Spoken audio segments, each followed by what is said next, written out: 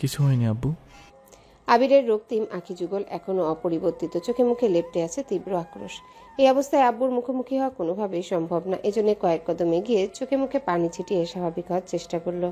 আলী আহমদ খান তানভীরের কাছাকাছি এসে শুধালেন, কি হয়েছে আবিরের? তানভীর সোজাসাপটা উত্তর দিল, তেমন কিছু না, বড় আব্বুর শরীরটা বোধহয় একটু খারাপ লাগছে। আলী আহমদ খান আবিরকে এক পলক দেখে একটু উঁচু গলায় বললেন, প্রথমবারের মতো মেহমানদারি করছে, খারাপ লাগাটাই তো স্বাভাবিক। আবির হাত দিয়ে মুখ মুছতে মুছতে চলে যেতে নিলে আলী আহমদ খান পুনরায় বললেন, কোথায় যাচ্ছ? খাওয়ানো শেষ হয়নি। আবিরের আব্বু স্বাভাবিক কণ্ঠে বললেন, খাবারের ওইখানে আর যেতে হবে না, তোমরা দুই ভাই বরং দেখে আসো নতুন জামাই ঠিকঠাক মতো আপ্যায়ন করা হচ্ছে কিনা। আচ্ছা বলে বাধ্য ছেলের মতো আবির স্থান ত্যাগ করলো। তানভীরও আবিরকে অনুসরণ করলো। চোখে মুখে পানি দিয়েও রাগ কন্ট্রোল করতে ব্যর্থ হলো। যেতে যেতে দুই ভাইয়ের মধ্যে আরো কিছুক্ষণ বাকবিতণ্ডা চলল। কি হচ্ছে আর কি হতে যাচ্ছে সেসব ভেবেই তানভীর ঘাবড়ে যাচ্ছে। তারপরও ভাইকে বোঝানোর ব্যর্থ চেষ্টা করলো। আবিরের ক্রোধের কাছে সবই বৃথা। স্টেজের কাছে চলে যেতেই চোখ পড়ল মালার দিকে, সাথে 3-4 জন কাজিন। মেঘের বলা কথাটা মনে পড়ে গেল। অন্য কেউ তো হাতের নাম লিখেছে, কই তাকে তো কিছু বললেন না? আবির সূক্ষ্ম নেত্রে মালার হাতটা খেয়াল করছে। হঠাৎই চোখে পড়ে গেল বড় করে লেখা এই অক্ষরটা। মেঘ যতটা জায়গা নিয়ে আবির নাম লিখেছে, প্রায় ততটুকু জায়গা নিয়ে মালা অক্ষরটা লিখেছে। মালা আবিরকে দেখে লাজুক হাসলো। এতে আবিরের মেজাজ আরো বেশি খারাপ হলো। আবিরের দৃষ্টিতে তিক্ততা। কোনো দিকে না তাকিয়ে চলে গেল। মেহমান খাওয়ানো প্রায় শেষের দিকে। সাকিবের রুম থেকে বেরিয়ে উঠানের মাঝখান থেকে আবির উচ্চস্বরে ডাকলো, সাকিব। আবিরের রাগী কণ্ঠ শুনে সাকিবের সঙ্গে সঙ্গে 3 মামাও অবাক চোখে তাকালো। ছোট মামা সাকিবকে উদ্দেশ্য করে বললেন, কি হয়েছে দেখতো গিয়ে। আচ্ছা। সাকিব হাত দুটো কোনো মতে ধুয়ে ছুটে আসলো। আবির পাঞ্জাবির হাতা ভাঁজ করতে করতে রাগান্বিত কণ্ঠে বলল, মালাকে নিয়ে বাড়ির পিছনে আয়। সাকিব আশেপাশে তাকালো। তানভীরের চিন্তিত মুখবিবর আর আবিরের রাগান্বিত কণ্ঠ শুনে বুঝতেই পারছে কিছু একটা হয়েছে। সাকিব মোলায়েম কণ্ঠে প্রশ্ন করল, এখনই? আবির নিস্তব্ধ কণ্ঠে বলল, রাইট নাও। ওকাই ভাইজো। মেঘ রুমে আসার পর থেকে কেঁদেই যাচ্ছে। মালার উস্কানিতেই মেঘ এমন কাণ্ড করেছে, না হয় কখনো সে এমনটা করতো না। বিষয়টা নিয়ে যত ভাবছে তত বেশি কান্না পাচ্ছে। আবির ভাইয়ের আচরণের থেকেও নিজের উপর বেশি রাগ উঠছে। নাম লেখার সময় একবারের জন্য বাসার কথা মনে হয়নি, তার শুধু মালার প্রতি জেদ কাজ করছিল। আবির ভাই রাগে নামটাই মুছে দিয়েছেন, অথচ আব্বু আর বড় আব্বু দেখলে যে কি হতো, হয়তো বাড়িতে ঢুকতেই দিতেন না। আদৌ বাড়ির কেউ হাতের নাম দেখে ফেললো কিনা এটা ভেবেও ভয় পাচ্ছে ও। এই ঘটনার পর আবির ভাইয়ের সাথে কথা বলো তো দূর, সামনে দাঁড়ানোর মতো অবস্থা নেই মেঘের। নিজের করা অপকর্মের জন্য লজ্জা, আবিরের প্রতি সুপ্ত অভিমান, মালার প্রতি ক্ষোভ, সবকিছু মিলে অষ্টাদশীর কোমল মনটাকে বিষিয়ে দিয়েছে। গতকাল থেকে আজ নাগাদ আবিরের সঙ্গে কত ভালো সময় কাটছিল, একটা ভুলের কারণে সবকিছু শেষ হয়ে গেল। আবিরের সামনে কিভাবে দাঁড়াবে এই ভেবেও আরো বেশি কান্না পাচ্ছে। বুকের ভেতর অসহ্য যন্ত্রণা হচ্ছে। নিঃসঙ্গতায় ছেয়ে গেছে মেঘের মন। অষ্টাদশীর মেঘাচ্ছন্ন মনের অস্ফুট বাসনা ডিসেম্বরের কনকনে ঠান্ডার মধ্যে যদি ভারী বর্ষণ হতো, বৃষ্টির মতোই মেঘের মনের সকল শঙ্কা, আক্রোশ, শোক সব ধুয়ে মুছে যেত। আচমকা তানভীর দরজা থেকে ডাকলো, বনু, আসবো? মেঘ তাড়াতাড়ি করে চোখ মুছতে মুছতে উঠে বসলো। স্তিমিত কণ্ঠে বলল, আসো। তানভীর নরম কণ্ঠে বলল। এমনি। উচ্ছ্বসিত কণ্ঠে তানভীর পুনরায় বলল, আর কাঁদতে হবে না, তোকে এখনই বিয়ে দিয়ে দিচ্ছি না। মেঘ অবাক চোখে তাকিয়ে রইল। তানভীর হাসছে। তানভীরের হাসি দেখে মেঘ মন খারাপ করে বলল, ভাইয়া তুমি এখন যাও। তানভীর গলা খাকারি দিয়ে পুনরায় বলল, তোকে শাস্তি না দিয়ে তো যাবো না। ঠোঁট ভিজিয়ে চিন্তিত হয়ে প্রশ্ন করল। কিসের শাস্তি? আতঙ্কে মেঘের বুক কেঁপে উঠল। তবে কি আবির ভাই সব বলে দিয়েছেন? ভাইয়া তারই শাস্তি দিতে এসেছেন? মেঘ চিবুক নেমে গলায় আটকালো। ভয়ে হাত পা কাঁপছে। আজ কোনোভাবেই রক্ষা নেই। তানভীর হাসি মুখে উত্তর দিল, তুই যে শুধু ভাইয়ের সাথে ছবি পোস্ট করলি, আমার সঙ্গে করলি না, কাজটা কি ঠিক করেছিস? মেঘ নিশ্চুপ, গলা শুকিয়ে কাঠ হয়ে গেছে, হাত পা অবশ হয়ে যাচ্ছে। মেঘকে কিছু বলার সুযোগ না দিয়ে আবারও বলল, এটা শাস্তির স্বরূপ, তুই এখন ফ্রেশ হয়ে নিচে যাবে, আমার সঙ্গে ছবি তুলবি, সে ছবি পোস্ট করবে। মেঘ প্রখর নেত্রে তানভীরকে দেখল। ভাইয়ার হাসি মুখ দেখে মেঘ না চাইতেও হাসলো। মেঘের মুখে হাসি দেখে তানভীর স্বস্তির নিঃশ্বাস ছাড়ল। একদিকে আবিরের রাগ, অন্যদিকে মেঘের কান্না। ভাই হিসেবে তানভীরের দুদিকই সামলাতে হয়। তানভীরের কথা শুনে মেঘের মনের ভয় অনেকাংশে কেটে গেছে। সকালবেলা ছবি পোস্ট করার সময় তানভীরের কথা মনে ছিল না মেঘের। কোনো কিছু না ভেবেই আবিরের সাথে ছবি পোস্ট করেছিল। সারাদিনে আর মোবাইল ধরা হয়নি। মেঘ নিচে নামতেই মিম আর আদি দুজনেই ছবি তোলার জন্য ছুটে আসছে। তানভীর আগেই ওদেরকে বলে গেছিল। তানভীরের সঙ্গে ছবি তোলার পরপর তানভীর নিজেই সেখান থেকে একটা ছবি মেঘের ফেসবুক আইডিতে পোস্ট করেছে। তারপর মিম আদির সঙ্গে নবদম্পতির সঙ্গে ছবি তুলেছে। মিম হঠাৎই মেঘের হাত ধরে প্রশ্ন করলো, আপু, মেহেদি দিয়ে হাতটা এইভাবে নষ্ট করছো কেন? আদিও মেঘের হাতটা খেয়াল করে বলল, মেঘাপু, তোমার হাতটা খুব পচা দেখাচ্ছে। মেঘ মৃদু হাসলো। ভাই বোনদেরকে তো বলতে পারবে না আবির ভাইয়ের নাম লেখার শাস্তিস্বরূপ আবির ভাই হাতটা নষ্ট করেছেন। মাইশা সবার দিকে এক পলক তাকিয়ে তানভীরকে প্রশ্ন করলো, ভাইয়া ফ্রেশ হতে গেছিল, আসতেছে। আবির ভাই আসতেছে শুনেই মেঘের বক্ষস্থলে কম্পন শুরু হয়ে গেছে, পা কাঁপছে। আবির ভাইয়ের মুখোমুখি হবার জন্য অষ্টাদশীর বিন্দু মাত্র সাহস পেছে নেই। চলে যাওয়ার জন্য 2 পা বাড়াতেই আবির উপস্থিত হলো। পাঞ্জাবি পাল্টে খয়েরি রঙের শার্ট, সাথে কালো প্যান্টিন করে পড়েছে। ভেজা চুলগুলো হাত দিয়ে সেট করেছে, সাথে বডি স্প্রে। ঝাঁঝালো গন্ধ অষ্টাদশীর হৃদয় কেড়ে নিচ্ছে। যতই রাগ, অভিমান আর মনোমালিন্য থাকুক না কেন, প্রিয়জনের উপস্থিতি যেন সব সমস্যার একমাত্র সমাধান। সব ভুলে মেঘ ব্যগ্রভাবে আবিরকে দেখছে। হৃদয়ে ঝড় চলছে। ঝড়ের আভাস বুঝতে পেরে আবির নিজের দৃষ্টি প্রতিরুদ্ধ করে পাশ কেটে স্টেজে চলে গেল। আবির আশায় নতুন করে আবারও ছবি তোলা হচ্ছে 5 ভাই বোন মাইশা আর তার হাজবেন্ডের সঙ্গে। সাকিব মামারা, বাবা, চাচা, মোটামুটি সবাই এর সঙ্গে এই ছবি তুলেছে। বেশ কিছু ছবিতে মেঘ আবির পাশাপাশি থাকলেও কেউ কারো দিকে তাকায়নি। ছবি তোলা শেষ হতে মেঘ হালিমা খানের সাথে বাড়ির ভেতর চলে গেছে। ছোটবেলা থেকেই মেঘের অভ্যাস, কারো প্রতি অভিমান হলে সেটা প্রকাশ করতে না পারলে গম্ভীর হয়ে যায়। কারোর সাথে বেশি কথা বলে না, মায়ের পেছনে ঘুরঘুর করে। আচমকায় বিয়ে বাড়ির অভিলাষ বদলে গেছে। চারিদিকে কান্নার রব। কনে পক্ষের জন্য সবচেয়ে কষ্টকর মুহূর্ত হলো কনে বিদায়। গায়ে হলুদ, মেহেদি, বিয়ে পর্যন্ত সবার মধ্যে যতটা আমেজ থাকে, কনে বিদায়ের সবটাই অভিসঙ্গে মিশে যায়। জন্মের পর থেকে 20 থেকে 25 বছর এক বাড়িতে বেড়ে ওঠা মেয়েটাকে বাড়ি ছেড়ে চলে যেতে হয় এক অচেনা পরিবারে। বাবা মা, ভাই বোনদের প্রতি এত বছরের ভালোবাসা, আবেগ, অনুভূতির বাঁধন ছিঁড়ে চিরতরে চলে যেতে হয়। বিয়ে নামক সামাজিক বন্ধনের কারণে বাবা মায়ের আদরের বড় করা রাজকন্যারা বাবার বাড়ির মেহমান হয়ে যায়। শুরু হয় এক নতুন জীবন, যে জীবনের প্রথম লড়াইটাই হলো অচেনা অপরিচিত মানুষগুলোকে আপন করে নেওয়া। বড় মামার বড় মেয়ে মাইশা তাই সবার খুব আদরের। বড় মামা মামি মাইশার বাঁধ ভাঙা কান্না দেখে বিয়ে বাড়ির প্রতিটা মেহমান কাঁদছে। বোনকে জড়িয়ে ধরে বিরামহীন কাঁদছে মালা আর দিশা। দিশার থেকেও মালার কান্নার গভীরতা অনেক বেশি। 2 বোনের সম্পর্ক ছিল বন্ধুর মতো। মাইশার বড় ভাই না থাকায় আবির, তানভীর, সাকিব আর একটা কাজিনকে মাইশার সাথে শ্বশুর বাড়ি যেতে হবে। তবে তারা রাতেই চলে আসবে। মেয়েদের মধ্যে স্মৃতি আর দিশা যাচ্ছে মাইশার সঙ্গে। সবার থেকে বিদায় নিয়ে নবদম্পতি গাড়িতে উঠল। ফুল দিয়ে সজ্জিত এক সাদা রঙের প্রাইভেট কার ধীর গতিতে যাত্রা শুরু করেছে।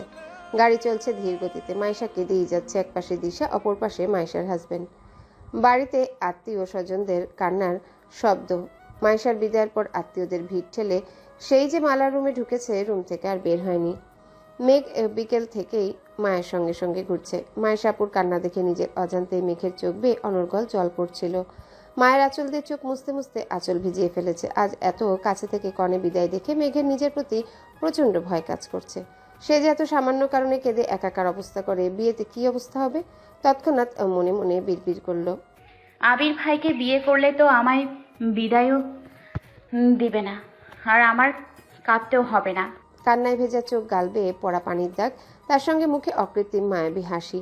একটা বয়স পর থেকে মেয়েটা সবকিছুর সঙ্গে নিজেকে তুলনা করে। তেমনি মাইশাপুর বিদায় দেখে মেঘ নিজের চিন্তায় মগ্ন হয়ে গেছে। তবে অকৃত্রিম অকৃপণ হাসিটা বেশি সময়ের জন্য স্থির হতে পারেনি। আবিরের ভাইয়ের লেপটে দেওয়া মেহেদির দিকে নজর পড়তেই মনটা খারাপ হয়ে গেল। আনমনে বিড় করে বলল, আবির ভাইয়ের অনুভূতির রাজ্য জুড়ে কোন মহিষীর বসবাস? আমার হাত থেকে নাম মোছার কারণ কি শুধুই পরিবার, নাকি অন্য কোনো রমণী? সন্ধ্যার বেশ খানিকটা সময় পর বিয়েবাড়ির পরিবেশ কিছুটা স্বাভাবিক হয়েছে।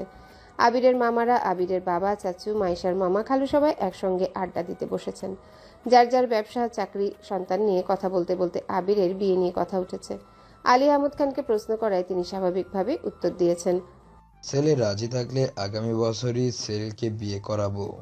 মিম, মেঘ আদি মাইশার কাজিনদের সঙ্গে গল্প করছিল কিছুক্ষণ। মালা আপুকেও ডেকেছে, কিন্তু মালা দরজাই খুলেনি। সবার ডাকাডাকিতে অনেকক্ষণ পর মালা রুম থেকে বেরিয়ে আসছে। মিমরা তখন রাতের খাবার খাচ্ছিল। কাঁদতে কাঁদতে মালার চোখ মুখ ফুলে গেছে। সারাদিন খায়নি, তাই জোর করেই খেতে বসানো হয়েছে। মালার প্রতি মেঘের বিতৃষ্ণার ক্ষোভ থাকলেও বোনের প্রতি বোনের ভালোবাসা দেখে মেঘের বড্ড মায়া হচ্ছে। মেঘ নিজে থেকেই মালার সঙ্গে বেশ কয়েকবার কথা বলেছে, কিন্তু মালার আচরণে মনে হচ্ছে মেঘকে সে সহ্যই করতে পারছে না। তা বুঝতে পেরে মেঘ রুমে চলে গেছে। সারাদিনের ক্লান্তিতে বিছানায় শুয়ে চোখ বন্ধ করতেই ঘুমের দেশে পাড়ি দিয়েছে। আবিররা ফিরেছে প্রায় 10টার দিকে। ততক্ষণে বিয়ে বাড়ির হইচই শেষ। শীতের সময় 10টা মানেই গভীর রাত। মামিরা ব্যতীত সকলেই শুয়ে পড়েছে। আবিররা ফ্রেশ হয়ে উঠানের শেষ প্রান্তে আগুন জ্বালিয়েছে। আবার কবে কাজিনরা একত্রিত হতে পারবে তা জানা নেই। দিনটিকে স্মরণীয় করে রাখতেই সমবয়সী সকলে গভীর রাতে আগুন পোহাচ্ছে আর সবার জীবনের গল্প বলছে। ঘণ্টাখানেক গল্প করার পর সাকিব তানভীরকে উদ্দেশ্য করে বলল, কি রে তানভীর, তোর অন্তরের প্রদেশে যে এক ললনা বসতি স্থাপন করছে তা তো বলছি না। তানভীর কণ্ঠ খাদে নামিয়ে উত্তর দিল, তেমন কিছু না। তুই বলবি কি না বল। কি বলবো? মেঘতির বান্ধবীকে কবে থেকে পছন্দ করিস? কিছুদিন হবে। সাকিব মাথা চুলকে শুধালো। আমি তো শুনেছিলাম তুই অনেক বছর যাবৎ অর্ণাকে ফলো করিস। তানভীর ভ্রুকুচকে উত্তর দিল, এত বছর কি আমার জন্য ফলো করছে নাকি? ভাইয়াই তো বলছে বোনের কাছের বান্ধবীদের উপর নজরদারি করার জন্য। আবির প্রখর নেত্রে তানভীরকে দেখে বলল, আমি না হয় নজরদারি করতে বলছিলাম, প্রেমে পড়তে তো বলিনি। সাকিব ভাব নিয়ে বলল। কথা সত্য। তানভীর মন খারাপ করে উত্তর দিল, প্রেমে পড়েছে কি পড়েনি সেটা তো আর সেই মেয়ে জানে না। আমি কখনো বলতেও যাব না, তাহলে তো হবে। সাকিব আর আবির দুজনাই সশব্দে হেসে উঠল। সাকিব হাসি মুখে বলল, এত সিরিয়াস হয়ে যাচ্ছিস কেন? আমরা তো মজা করছিলাম। তুই শুধু বল প্রেমে কবে পড়েছিস, তাহলেই হবে। আবিরের হাসি দেখে তানভীর এক বুক সাহস নিয়ে বলা শুরু করলো, বনদের বিদায় অনুষ্ঠানে বনুকে নিয়ে কলেজে গেছিলাম। ভাইয়া বারণ করেছিল বিধায় বনুকে শাড়ি পরতে নিষেধ করেছিলাম, কিন্তু কলেজ গেট ওনাকে শাড়ি পরা দেখে আমার মনোযোগ থমকে গেছিল। বুকের ভেতর এক অদ্ভুত মায়া কাজ করছিল। বনুর ফ্রেন্ড হিসেবে মেয়েটাকে ছোট থেকে দেখে আসছে, অথচ কখনো এমনটা মনে হয়নি। সেদিন তাকে দেখে মনে হয়েছিল আজীবন ক্লান্তিহীন তাকিয়ে থাকলেও তাকে দেখার তৃপ্তি মিটবে না। আবির সাকিব সহ বাকিরাও মুগ্ধ আঁখিতে তানভীরের দিকে তাকিয়ে আছে। তা দেখে তানভীরই লজ্জায় পড়ে গেছে। সাকিব মৃদু হেসে সোজাসাপটা জবাব দিল, ওনাকে বিশেষভাবে ধন্যবাদ দেওয়া উচিত যে তোকে ধ্বংসের তার প্রান্ত থেকে টেনে এনেছে। বিশাল ছুটে যাওয়া তানভীর কারো মহামায় জড়িয়েছে। আবির হিমশীতল কণ্ঠে বলল, তুই ঠিক থাকলে আমি বাকিটা সামলে নেব, কিন্তু এবার যদি তোর মধ্যে উল্টোপাল্টা কিছু দেখি তাহলে তোর একদিন কি আমার কয়েকদিন লাগে। তানভীর ঘাড় বেঁকিয়ে সম্মতি দিল। মিমের ডাকে সকাল সকাল ঘুম ভাঙে মেঘের। মেঘ ঘুম ঘুম চোখে তাকাতে মিম পুনরায় বলল, ভাইয়া তোমায় রেডি হতে বলেছে। মেঘ ঘুমের ঘরে বলল, কেন? তোমায় ঢাকা নিয়ে যাবে। এখন? হ্যাঁ ভাইয়া রেডি হয়ে গেছে, তুমিও তাড়াতাড়ি ওঠো। মিমের কথা শুনে মেঘের ঘুম উধাও হয়ে গেছে। এক লাফে শোয়া থেকে উঠে বসে মেঘ আশেপাশে তাকাচ্ছে। সদ্য ফোটা ভোরের আলোয় মেঘের কুহকি মুখমণ্ডলে চিন্তার ছাপ স্পষ্ট। চোখ কচলাতে গিয়ে দৃষ্টি পড়ে হাতের দিকে। ক্ষণিকের ব্যবধানে ছোট্ট হৃদয়ে হানা দেয় রাজ্যের অভিমান। গতকাল সকালটা কত মিষ্টি ছিল, আবিরের কণ্ঠে ঘুম ভেঙেছিল, অথচ আজ অষ্টাদশী হৃদয়ে পুষা ভালোবাসার অনুভূতিগুলো অভিসঙ্গে রূপ নিয়েছে। মেঘ অভিমানী কণ্ঠে বলে, ওনাকে বলে দিস বাসায় ফিরলে সবার সঙ্গেই ফিরবো। আমি এখন ঘুমাবো, আমায় আর ডাকবি না। কথাটা বলেই মেঘ গায়ে লেপ জড়িয়ে শুয়ে পড়েছে। মিম বোনের কথা মতো নিচে গিয়ে সবাইকে জানিয়ে দিয়েছে। একে একে আম্মু, বড় আম্মু, কাকিয়া সবাই ডেকেছে, কিন্তু মেঘের জেদের কাছে সকলে হার মানতে বাধ্য হয়েছে। তানভীর শীতল কণ্ঠে আবিরকে বলল, বনু যেহেতু এখন চাচ্ছে না, জোর করে নেওয়ার চেয়ে পরে আমার সঙ্গে নিলে ভালো হতো না? আবির গম্ভীর কণ্ঠে বলল, ওকে রেখে যাওয়ার রিস্ক আমি নেব। আমি আছি তো, মালার সঙ্গে কথা বলে সুযোগ দিব না, চোখে চোখে রাখবো বনুকে। কিভাবে ভরসা করব বল, নিজেকে তো ভরসা পারছি না। তোর বোন জন্য কষ্ট না পায় তার জন্য যতটা সম্ভব নিজেকে সময় দিয়েছি, আশেপাশে থেকেছি, এমনকি 12 বছর পর মেহেদি শুয়েছি। এত কিছু করে তোর বোনের মুখে হাসি রাখতে পারলাম না। বনু এমনিই তোমার উপর রেগে আছে, ওর মনের বিরুদ্ধে জোর করে নিয়ে গেলে যদি আরো বেশি রেগেছে। আবির নিশ্চুপ। মেঘকে নিয়ে দুশ্চিন্তা আবিরের মনেও ঘুরপাক খাচ্ছে। গতকাল মেঘের বলা কথায় আবির অনেক কষ্ট পেয়েছে। প্রচণ্ড ঠান্ডায় গভীর রাতে নদীর পাড়ে ঘন্টার পর ঘন্টা একাকী বসেছিল। হাত পা জমে বরফ হওয়ার জোয়ার হয়েছে, অথচ হৃদযন্ত্রের রক্তক্ষরণ থামানোর সামর্থ্য ছিল না। শেষ রাতে বাড়ি ফিরে কিছুক্ষণ রেস্ট নিয়ে রেডি হয়েছে। বাবা, কাকার, মামাদের গতকাল রাতেই জানিয়ে দিয়েছিল আবির ঢাকা ফিরবে বলে। সকাল সকাল নিশ্চিন্তে আলী আহমদ খান, মোজাম্মেল খান আর বড় মামা ঘুরতে বেরিয়েছেন। মেয়েকে উঠাতে ব্যর্থ হয় হালিমা খান তানভীর আবিরকে উদ্দেশ্য করে বললেন, এই মেয়ে মনে হয় না এখন আর উঠবে, আজকের ক্লাস না হয় মিসই দিয়ে দিক। আবির রাশভারী কণ্ঠে বলল, 2 ঘন্টার জন্য ক্লাস মিস দেওয়া কোনো মানে হয় না। তোমরা আজ থাকলে আমি কিছুই বলতাম না। একটু পর তোমাদের যদি যাওয়াই হতো, তাহলে এখন আমার সঙ্গে ক্লাসে যেতে সমস্যা কোথায় তোমাদের? তোর সাথে যেতে সমস্যা হবে কেন? ঠান্ডার মধ্যে উঠতে হয়তো আলসি লাগছে। আমি দেখছি। বলে আবির ঘরে ঢুকলো। মেঘের রুমের সামনে এসে চারিপাশে চোখ বুলিয়ে দেখলো আশেপাশে কেউ নেই। বিছানায় লেপ মুড়ি দিয়ে মেঘ গভীর ঘুমে মগ্ন। ধীর গতিতে রুমে ঢুকে বিছানার পাশে বসলো। ঘুমন্ত মেঘের মুখের পানে মুগ্ধ নয়নে তাকিয়ে আছে। সামনের দিকের ছোট চুলগুলো মেঘের গালে কপালে এলোমেলো হয়ে আছে। তা দেখে আবিরের ভ্রুযুগল কুঁচকে আসে। চুলগুলোকে বড্ড হিংসে হচ্ছে তার। অতি সামান্য কারণেই আবিরের নাক রোদে ফুঁসে উঠেছে। দীর্ঘশ্বাস ছেড়ে 2 হাতের কনুয়ে ভর দিয়ে এগিয়ে গেল মেঘের কাছাকাছি। ফু দিয়ে অগোছালো চুলগুলো সরানোর চেষ্টা করলো। 2-1টা চুলের খোঁচায় মেঘ ঘুমের মধ্যে বাম হাত দিয়ে বাকি চুলগুলো সরিয়ে কপালের উপর হাত রেখে পুনরায় ঘুমের রাজ্যে ডুব দিল। আবির মেঘের হাতের দিকে তাকাতেই বুকের ভেতরটা কেমন যেন মোচড় দিয়ে উঠল। কিছুক্ষণ স্থির দৃষ্টিতে চেয়ে মেঘের হাত নিজের কাছে টেনে আলতোভাবে ওষ্ঠ ছোঁয়ালো মেহেদি দিয়ে ল্যাপটানো রঙের উপর, যার কারণে আবিরের প্রেয়সীকে কাঁদতে হয়েছিল। আবির মেঘের হাতে হাত রেখে মোলায়েম কণ্ঠে ডাকলো, ম্যাম। মেঘের সাড়া নেই দেখে দ্বিতীয়বারের মতো হাতে অনুগ্র চুমুখে হাত ছেড়ে পুনরায় কিছুটা উচ্চস্বরে ডাকলো, হ্যালো বন্ধুরা, পরবর্তী পার্ট খুব তাড়াতাড়ি আসবে, তো সবাই অপেক্ষায় থাকো। আর চ্যানেলটি যারা এখনো সাবস্ক্রাইব করোনি তারা পরবর্তী পার্ট দেখার জন্য চ্যানেলটি সাবস্ক্রাইব করে রেখো। ধন্যবাদ সবাইকে, আমাদের সাথেই থেকো।